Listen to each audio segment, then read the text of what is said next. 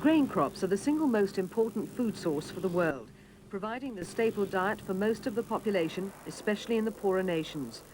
They also provide fodder to livestock for meat and dairy produce. But the demand for crops grows daily as the world's population increases towards a predicted 8 billion in 30 years' time. Of these people, over 80% will live in the developing countries. The food supply must nearly double to match the demand.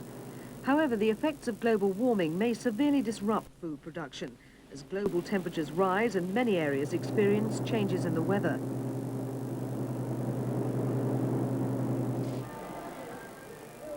Many of the world's most important growing regions, the so-called breadbaskets, are expected to be hit, including the vast grain belt of the central United States.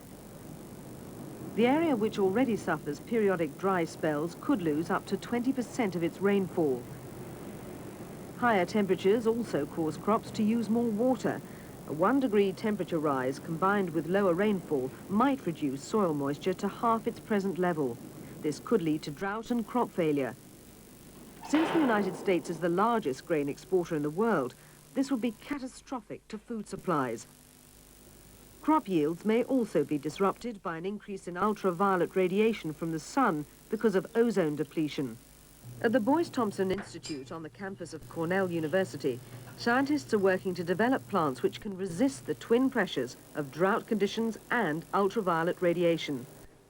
A humble weed called Arabidopsis thaliana is helping them to isolate the genetic information which allows plants to adapt to hot, high UV conditions. Dr. Rob Last says by mutating the genetic code of the plant, they can learn how the mechanism works and thus create new resistant species.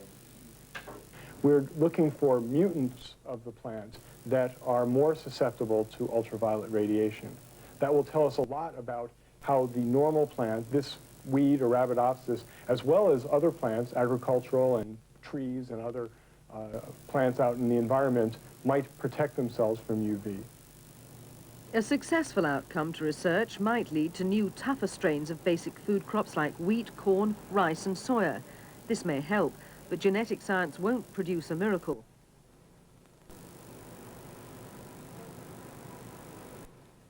In the worst predictions, global warming will mean less food available on world markets and increased prices.